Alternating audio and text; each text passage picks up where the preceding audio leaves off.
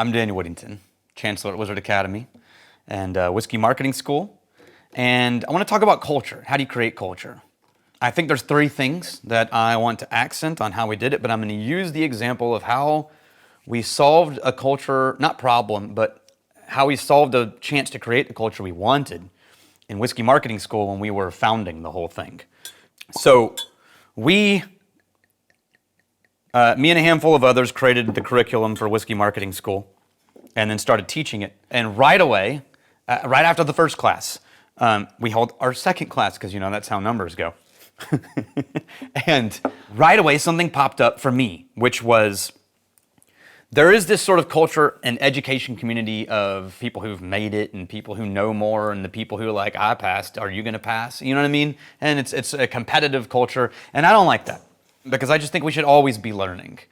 And I think when you find a community that you love being a part of, it shouldn't matter who got through the class first or who studied more, or who got higher grades, And as I'd said before, I wanted to create whiskey shepherds, not gurus. So I need people to know things, but I need them to also be kind and generous and view these things as an act of service instead of as a button to put on their jacket. So how do you create community in a group when you only have 12 to 15 people in the room at a time and you only hold a class 3 times a year, and when they're done, they don't get to come back and hang out with each other until the next level, and then it's a different group, and that's still only 12 to 15 people. Like, how do you keep these people included and help impress upon them that these connections in this community is as important as anything else? And that's what we were building as a community. And we did 3 things that solved this problem for Whiskey Marketing School, and I think created other than the general whiskey tribe community, which is great, the Somm community is one of the most astounding communities I've ever been a part of. And it was a very simple process, but it worked. So first, let's talk about Yellowstone single malt. This is a gift from Jason and Eric Sowder. Cheers to you both. Thank you. Now, remember Yellowstone was Limestone Branch Distilling, which is why that came into my head. They were their own company. They were sourcing MGP and doing really well. And then, the TV show came out.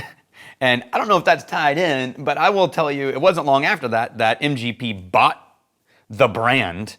So now MGP owns this brand. And I don't know how they're working together. Is it just all brought in-house, or I don't know any of that. But this is MGP.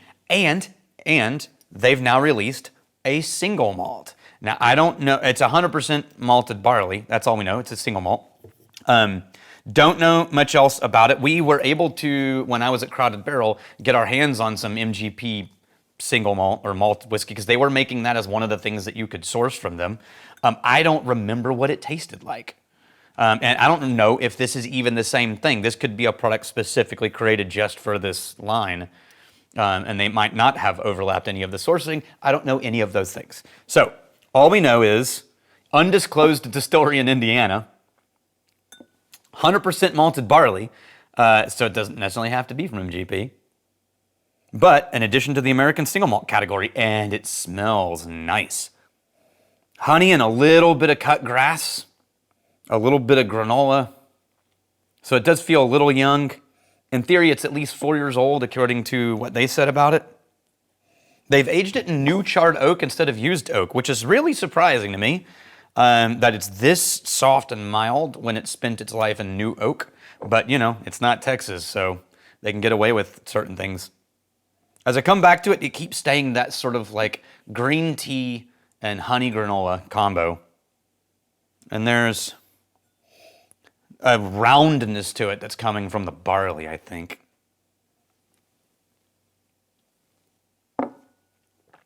It tastes exactly like it smells. I mean, exactly like it smells. That smell and palate has 0 variation between them. That's a unique experience. All it does is take what's in the nose and give it texture and depth in the palate. and then just double down on the same green tea, honey granola. It's simple, but it's very nice. It could be a nice entryway for American drinkers who aren't used to malt to go through the doorway into single malts without it being smoky or barley forward or, this sort of, it's nice. It's light. It's nice. The high proof doesn't come across as 54%. High proof doesn't come across as aggressive or painful or lingering. It's just kind of soft and creamy. Okay. Hot dang, Yellowstone. All right, so we have a thing that Rex said every time we shot videos.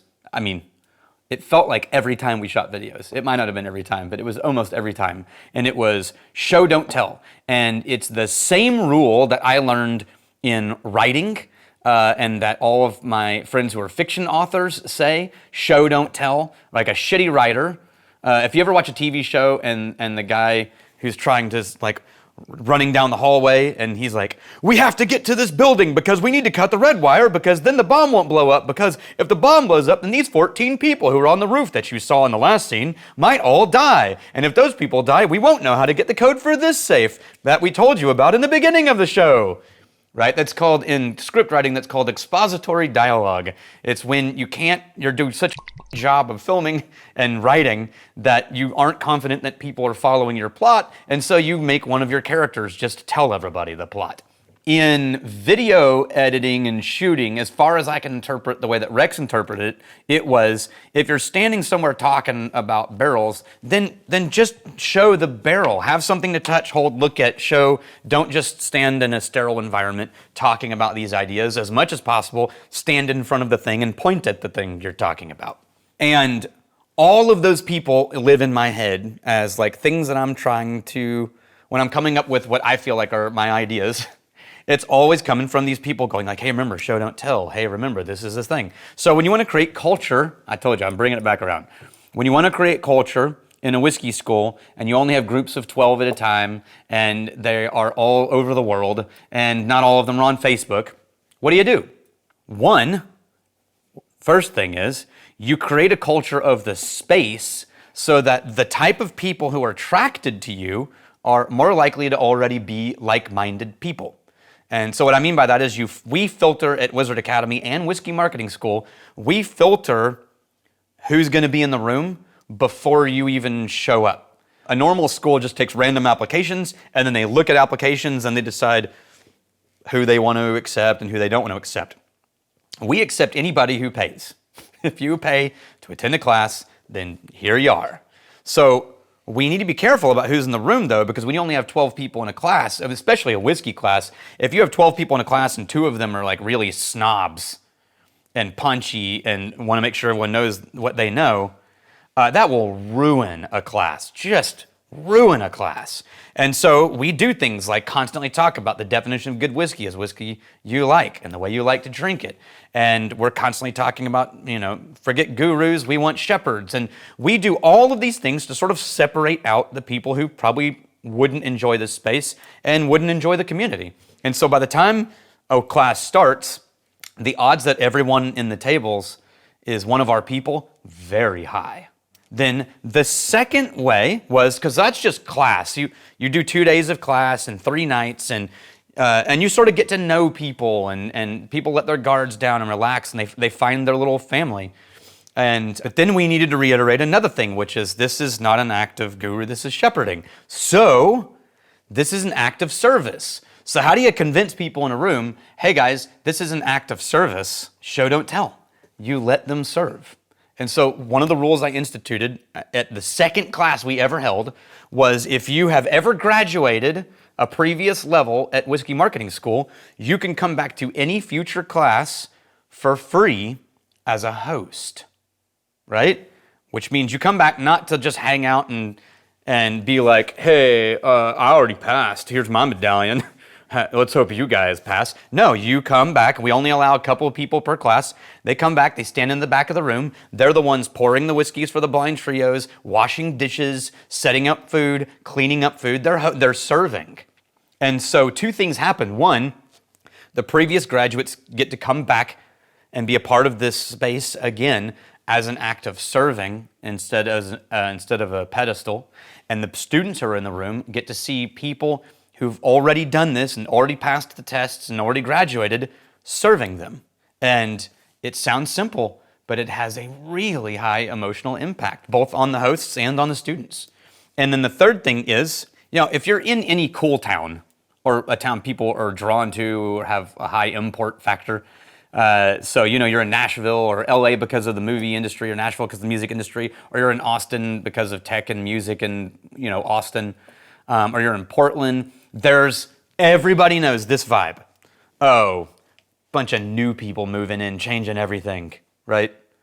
And the irony is those are almost always spoken by people who were new like 5 years ago, right? Like the real locals who are born and raised here, they've sort of gotten over it, and they might be a little eye roll every once in a while, but they're like, what are you gonna do? But the people who moved here 5 years ago are just the most pissed off about new people moving of anybody that you'll hang out with. So there's a sort of sense of, oh, I'm a local, but you just got here attitude. So how do you combat that when you have people walking into a space? Because what we do at Whiskey Graduation is we send out an email to all Psalms. Hey, if you're in Austin, we have a graduation coming up on Wednesday night. It's a level 2 graduation. Anybody who's graduated whiskey school at any level can come and welcome the new graduates as Whiskey 2s or Whiskey 1s.